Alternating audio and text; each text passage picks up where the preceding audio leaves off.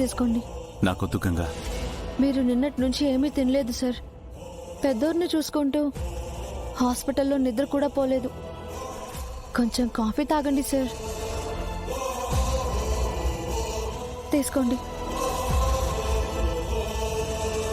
పెద్దోరికి జరిగిన దాని గురించి ఆలోచిస్తూ మీరు చాలా బాధపడుతున్నారని నాకు తెలుసు సార్. కానీ మీ ఆరోగ్యం గురించి కూడా చూసుకోవాలి కదా సార్. ఏం చేయమంటావు గంగా? పెదనాన్నకి ప్రాణాపాయం తప్పిందని సంతోషపడమంటావా, లేక ఎప్పటికైనా ఆయన ప్రాణానికి ముప్పుందని భయపడమంటావా? ఇందాక పెదనాన్నకి ఈ కుటుంబానికి ఎలాంటి ఆపద రాకుండా రక్షించుకుంటానని మాటిచ్చాను. ఆ మాటని నిలబెట్టుకోగలనా లేదా అని ఆలోచిస్తున్నాను. ఎందుకు అలా అనుకుంటారు సార్? మీరుండగా ఎవరికి ఏ ఆపద రానివ్వరు. లేదు గంగా.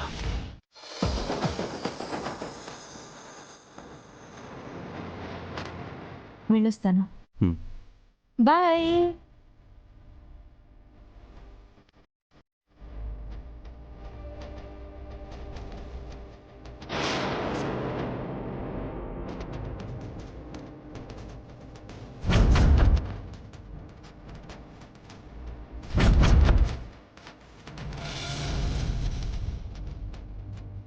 డిసప్పాయింట్ అయ్యావా వీరు? నేనా? ఎందుకు బావా? సూపర్ మార్కెట్ని నేనే చూసుకోవాల్సి వస్తుంది అన్నావు కదా. ప్రమీల వెళ్లేసరికి డిసప్పాయింట్ అయ్యావా అంటున్నాను. No no no, nothing like that బావా. ఎవరు చూసుకుంటే ఏంటి, మన ఫ్యామిలీ రెస్పాన్సిబిలిటీయే కదా. Yeah, exactly, family responsibility. కొన్ని మార్పులు చాలా అవసరం వీరు. కొన్ని విషయాలు ఎంతకీ మారవు. వన్స్ మార్పు మొదలైతే మాత్రం అది రెవల్యూషన్ అవ్వడం మాత్రం ఖాయం. అర్థమైంది అనుకుంటాను వీరు. గోపన్నట్టు అర్థమైపోయినది బావా.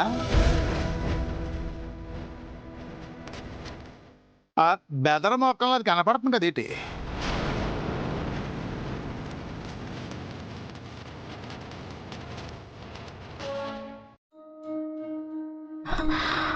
అమ్మ గంగా. అమ్మ గంగా. Hey hi. నమస్కారం అమ్మా. అమ్మా ఎలా ఉన్నా నాన్న? అమ్మా నీ ఆరోగ్యం ఎలా ఉంది? బాగుందమ్మా. టైంకి మందులు వేసుకుంటున్నావా? నేను గుర్తు చేసి ఇస్తే తప్ప మందులు వేసుకోవట్లేదు గంగా. తన ఆరోగ్యం గురించి అసలు పట్టించుకోవడమే లేదు. ఊరుకోండి, మనం వచ్చింది అయ్యగారిని పరామర్శించడానికి. నా ఆరోగ్యం గురించి ఎందుకు? గంగా, ఇప్పుడు అయ్యగారికి ఎట్టా ఉంది? పెద్దోరు చేసిన మంచి ఆయన్ని కాపాడిందమ్మా. చాలా పెద్ద ప్రమాదం నుంచి తప్పించుకున్నారు. హలో. అయినా అయ్యగారిని చంపేంత కక్ష ఎవరుకుందమ్మా? ఎవరు ఎందుకు చేస్తారు? ఇంటి దొంగని ఈశ్వరుడైనా పట్టుకోలేడన్నట్టు నేరస్తుని ఇంట్లో పెట్టుకుని కూడా ఏమీ చేయలేని పరిస్థితుల్లో ఉన్నాం. సర్లే, ఇప్పుడు ఆ విషయాలెందుకు? ఎవరైనా ఇంటే బాగోదు. నీకు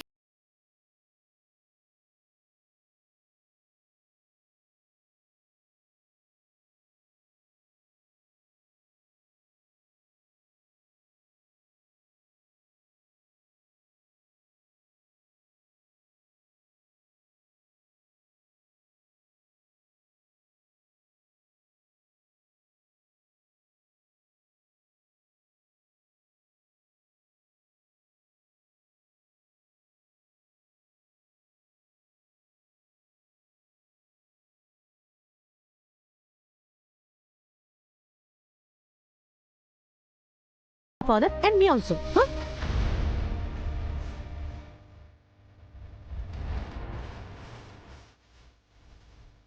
అత్తయ్య గారు అటు చూడండి.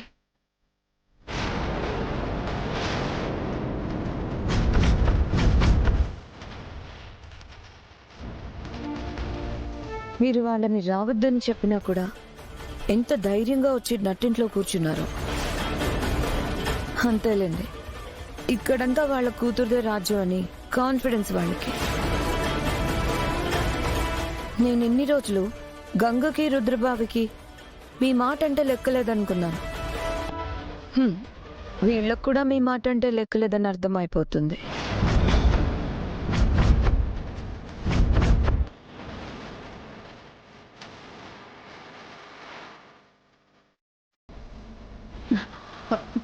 నమస్కారం అమ్మగారు.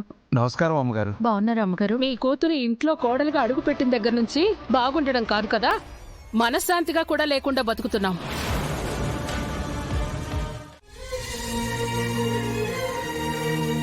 ఇప్పుడు కూడా వాళ్ళ కష్టంతోనే బతుకుతున్నారు. కానీ కూతురు పెద్దింటికి కోడలైంది కదా అని దురాశకి పోలేదు. నా నుంచి పైసా కూడా తీసుకోలేదు. మేము లేని వాళ్ళమే అమ్మగారు, కానీ మనసు మమకారం లేని వాళ్ళం కాదు.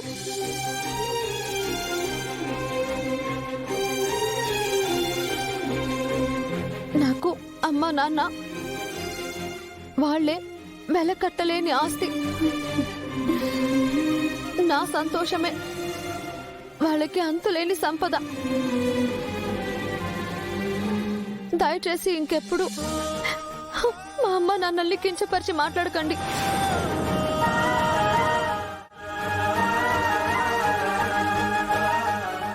అమ్మా, మీరు నా కోసం వచ్చి అవమానపడ్డం నాకు ఇష్టం లేదు. పెద్దోరు బాగుండాలని కోరుకోండి. అదే ఆయనకు ఆశీర్వాదమై త్వరగా కోలుకుంటారు. సరే అమ్మా, మేము వెళ్ళొస్తాం. వెళ్ళొస్తామని కాదే, వెళ్తామని చెప్పు. లేదంటే ఈ పెద్దమ్మ గారు చాలా బాధపడిపోతారు. రా.